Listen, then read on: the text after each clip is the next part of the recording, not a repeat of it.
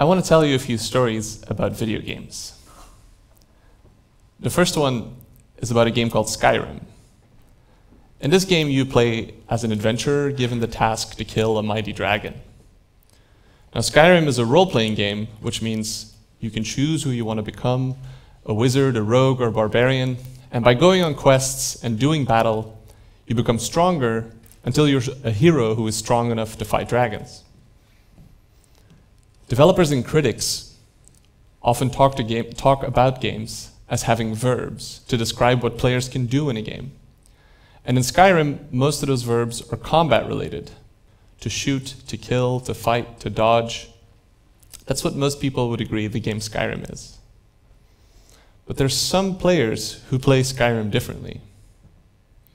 One player in particular decided to play Skyrim as a pacifist and complete the game that way. They figured out that every challenge, every encounter, every quest has a peaceful solution and acted accordingly. And while the game's experience was crafted and tailored for combat to acquire weapons and slay enemies, they decided to ignore the game's systemic encouragement for violence and overcame it. Second story is about The Sims. In a normal game of The Sims, you create a family, you move them into a neighborhood, and you build a house for them. You watch them go to school, watch them go to work, help them make decisions, sort of like playing with a digital dollhouse. But instead, you could decide to waste their life savings and leave them with nothing but a park bench instead of a house.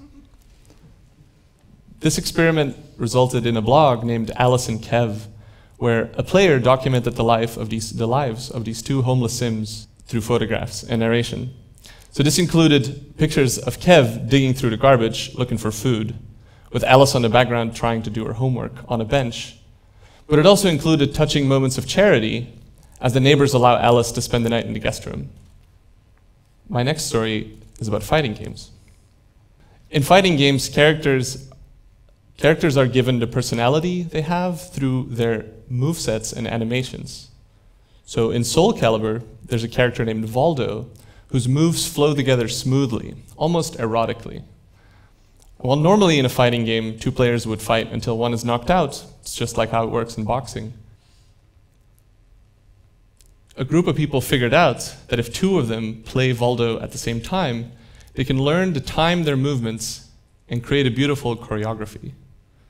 If one lashes out and the other steps to the side, or one moves forward and the other moves back, it's reminiscent of tango or a contemporary duet. This wasn't easy. It required many days of research, design, study, practice, but eventually they pulled it off and it became a viral internet video named Dance Valdo Dance. My last story is about Minecraft. In Minecraft, you mine for resources, you build a house to protect yourselves from the monsters that come at night. But you can also tame cats who become your pets and they follow you around.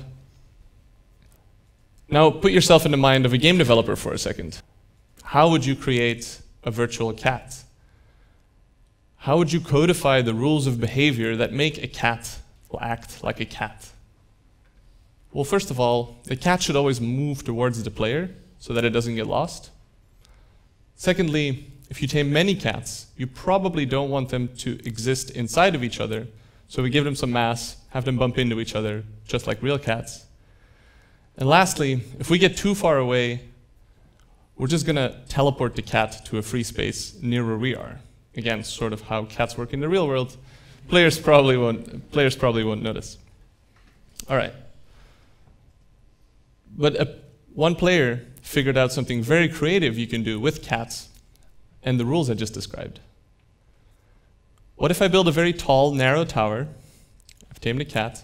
I'm flying near it, so I'm not occupying any space. My cat is teleported to the top of this tower. But now I've tamed a bunch of cats. They all teleport to the same space, pushing each other off of the little platform. Eventually, a falling cat will be far enough away to trigger another teleport. And there we go. By creatively reinterpreting the rules of the game, I've created something new. I just created a cat fountain. So these are just some of my personal favorite stories about games and their players. I like to refer to it as players breaking the game. And they might sound out of the ordinary, but they're actually not. They're hugely popular online, and they've been replicated and modified by others, and new ways to break games are being discovered all the time. But there's two things I would like you to take away from these stories. The first one is that I think they are examples of a new form of media. And it's not the medium of video games, but it's the medium of performance art that uses video games as a platform or a material. And we can see from the stories that this takes many different shapes. In Alice and Kev's Diary of the Homeless, we see elements of storytelling and photography, while the Skyrim Pacifist requires the adoption of self-imposed constraints, much like we do in sports. And the Minecraft Cat Fountain is a skilled performance by a player with a deep understanding of a physics simulation, albeit cat physics in this case. And what ties them together, what ties these stories together, is that they are all performed by a player inside a video game in front of an audience and later consumed and enjoyed by millions online. There's a mistake I think we still make too often where we think that real and virtual are opposites. Something virtual is not real.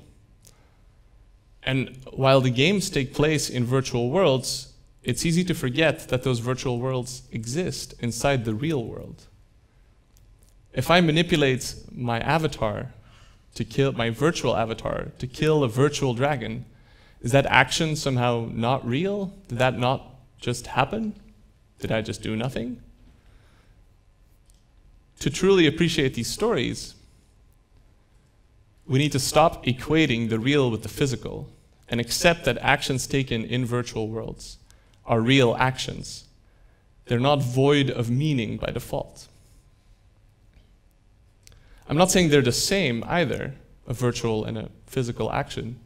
I'm just saying that choosing to value your physical agency higher than your virtual agency is arbitrary. And to coming generations of people who grew up spending so much time in virtual worlds, this distinction will start to make less and less sense.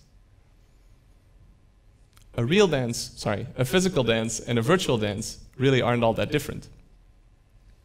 In a physical dance, a dancer will use their whole body, while in a virtual dance, the dancer might only use their hands.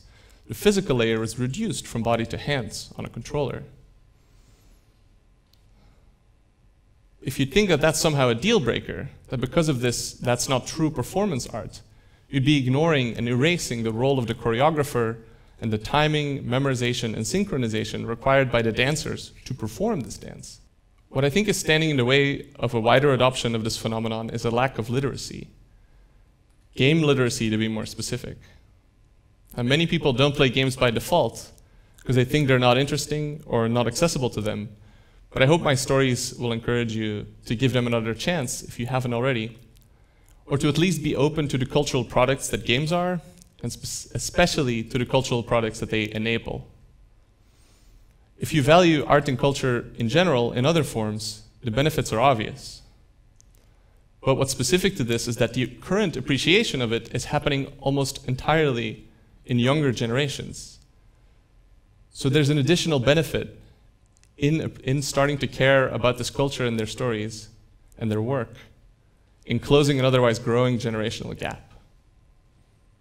Now, the second thing I want to leave you with is that I think the people who are doing this are showing a great dedication to critical thinking and creativity.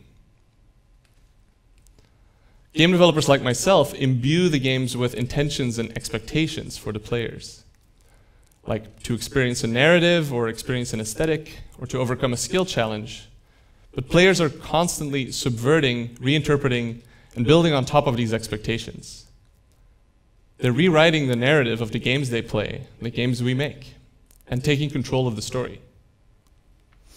And while their motivations can vary from curiosity to creative expression to bragging rights, all of these require a deep understanding and a deconstruction of games as a set of rules, and a dedication and creativity to pursue something new. Now, a lot of the systems in our society are also codified, much like the virtual cat in Minecraft, but we've learned to just accept them, live with them. Although I think, and I hope you would agree, a lot of them can be improved upon by a specific mindset of critical thinking and creativity. The creativity of a player who knows how to break the game. Thank you.